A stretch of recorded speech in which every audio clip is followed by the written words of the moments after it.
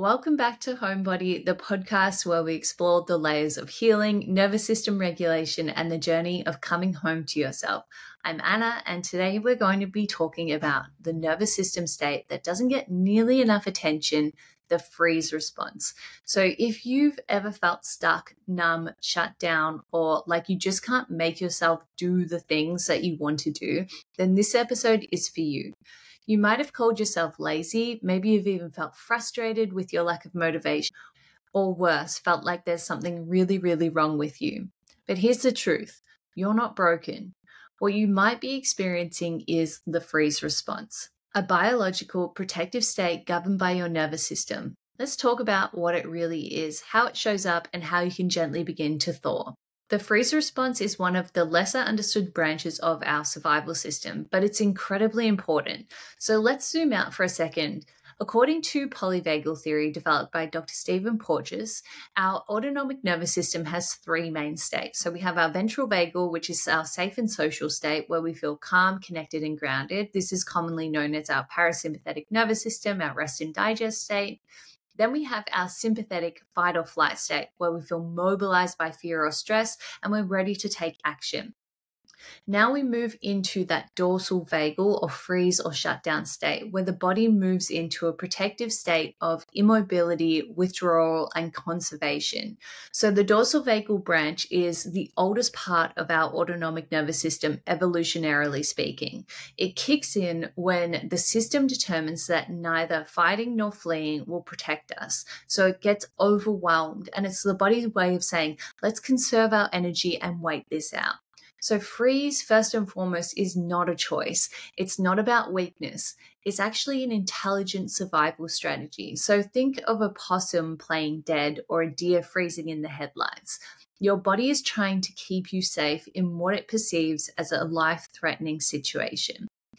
Research published in Neuroscience and Biobehavioral Reviews in 2021 supports this, showing that dorsal vagal activity is linked to states of immobilization, disconnection, and hyperarousal, especially in individuals with trauma histories. But what can actually trigger the freeze response? So freeze response can be triggered by a number of things. So it can be overwhelm or a perceived threat that we don't feel like we have the capacity or capability to attend to.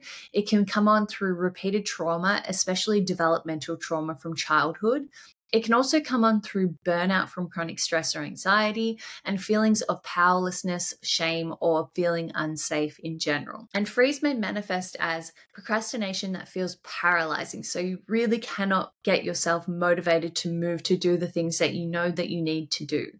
It may also look like feeling numb or emotionally flat, so apathy, not being able to kind of rouse yourself into those higher energy states like laughter or connection. It may also look like zoning out, dissociation, or spacing. It can also feel like your body is heavy, slow, or disconnected, or even cold. And it also is characterized by a lack of motivation, even for the things that you really care about. So if any of this resonates with you, know that your body isn't failing. It is trying to protect you in the way it knows how. So now we want to look at how we can gently begin to reconnect with our nervous system and bring ourselves back into that state of safety without overwhelming ourselves. So when you're in a freeze state, your system is already overwhelmed. So the key is not to try and jolt yourself out of it, but to gently and safely reconnect with your bodies. So I'm going to share a few ways that we can start to do this. So first, we want to start with awareness, not action. So simply noticing, I think I might be in freeze right now, can really help us kind of navigate and understand the different states of our nervous system. Often when we're in these dissociative or shutdown or withdrawn states, it can be really hard to pinpoint when we've gone into that state and what might have been the trigger. So first, we want to build awareness that we are actually in that freeze state. So labeling also helps take away the shame and re-engages our thinking brain as well. So it moves us back up that ladder, that polyvagal ladder, and we are starting to come back online just by gently noticing and building awareness. Then we can start to use things like tracking sensations in really small ways. So what parts of your body feel most accessible right now? Can you feel your feet on the floor or your back against the chair or your bed or the couch? Can you start to just bring awareness to the back of your body? Is that possible and accessible for you right now?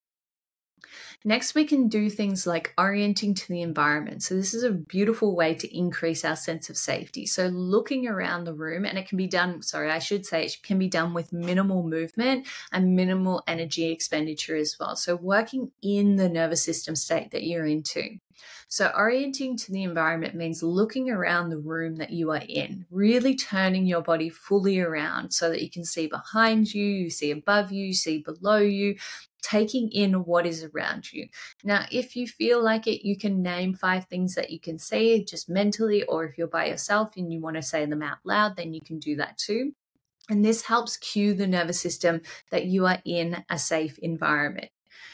The next thing that we can start to do in a really gentle way is slow rhythmic movements. So think of those kind of natural, intuitive movements that we had since we were born. So rocking, swaying, or even walking very slowly can help bring you back into that present moment without pushing the limits of your system too much into that fight or flight. So we're kind of re-engaging the body in a way that starts to bring on more energy.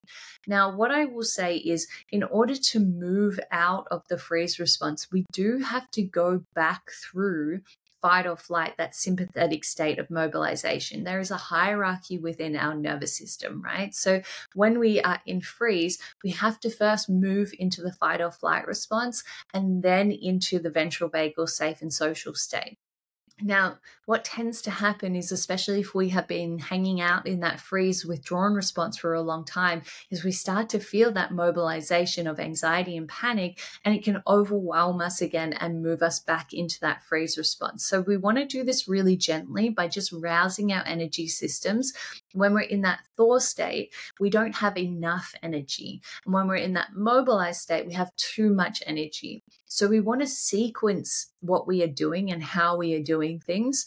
And I'm going to do that in another podcast where we sequence how to move through each of these states. But just know, as you start to move out of the freeze response, you will start to feel more energy, and that can feel like anxiety and panic, because when we have moved through this hierarchy of going into the freeze response, we have gone into fight or flight, gotten overwhelmed in this state, and then moved into the freeze response. So we still need to attend to what energy was mobilized when we were in that fight or flight response. I know it sounds counterintuitive and we want to just get back to that regulated state, but it's really important that we do move in this hierarchical way so that when you do get back to that ventral vagal state of safety, you can actually hang out in there and spend some time building resilience and widening your window of tolerance while you're there, instead of just bouncing back and forth between states. So you're going to use slow, gentle movements to start to bring your energy up in your body. So now that we know that, I'm going to share a few more details as to some resources that you might want to play with and explore for moving out of freeze response as well. So these aren't about getting back to that ventral vagal state, but they are about gently connecting to your body, increasing that energy movement through your nervous system, and so that you can start to move back through this hierarchical ladder. So a really beautiful way you can do this is through touch and pressure. So you can apply gentle pressure to your arms. You can put a weighted blanket on or a weighted object. Even some people like to lie on the belly on the floor. That is all touch and pressure. So you can wrap yourself in a blanket like a burrito, place your hand on your chest or your belly.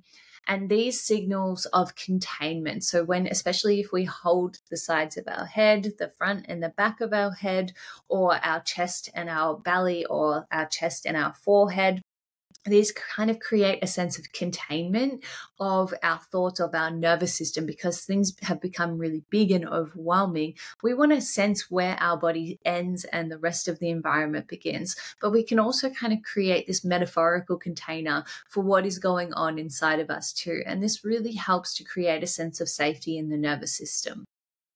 We can also utilize resources like a body scan. So this is just a really simple practice that you can do lying down, you can do in the shower, that you can do as you're going through, is to just pause for a few seconds and just scan through your body head to toes. I like to almost imagine like a laser kind of going down my body, just to give myself that visual stimulation and input so that I can kind of notice where I'm at with my body scan. And as you are going through, we just want to notice what is happening. Is there tension? Do you notice any sensations? Do you have feelings of numbness? Heat is a really good one, or coolness is a really good one to notice. And if you are having trouble noticing different sensations in your body, that's okay. I want you to offer words of encouragement like, I'm here and I'm listening to you. The best and most functional and effective way that we can regulate any state of the nervous system is through co-regulation. So if it is possible for you and you have someone in your life who is a safe and trusted person, it can be really, really helpful to enlist their support when you are in states of freeze. So shared rhythm with someone else is a really beautiful way you can do this. So going for a walk together, or co-synchronized breathing, so matching your breathing rate to someone else's. So you are essentially borrowing from someone else's regulated nervous system when your nervous system is feeling dysregulated. Now, these practices aren't quick fixes, but over time, they do build your capacity for presence and aliveness in your body. Because when we are in this freeze state, we are not able to be present with the sensations. So I want you to be really mindful as you are going through, whether it's a body scan or breathing, and you're noticing maybe no sensations or some sensations. We kind of just categorize them as neutral or good sensations. And so if there's any sensations that feel really crunchy or rigid or too much for you, we don't want to linger on those for too long, because it's going to overwhelm our nervous system even more. So especially if you are doing these exercises by yourself, we just want to be as gentle as possible when we are in this freeze state. As Deb Dana puts it, we're not trying to force a state change. We're trying to offer enough safety that the nervous system can shift on its own. So if you've been stuck in freeze, feeling numb, disconnected, or like you're not doing enough, I want you to hear this loud and clear. It is not your fault. Your body has been trying to keep you safe in the best way it knows how, and there is a path back to connection, energy, and clarity, not by pushing harder, but by creating safety, rhythm, and compassion.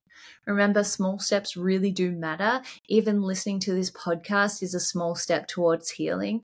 And if you have found this helpful, I'd love for you to share it with someone else who needs to hear it. And if you'd like more support, come and find me on Instagram at Anna the Anxiety Coach, or join my free community, the Kind Mind Club, where we go into much more depth and you have access to support in there as well, all the tips and tools. So take care of your body, be gentle with your heart, and I'll see you next time.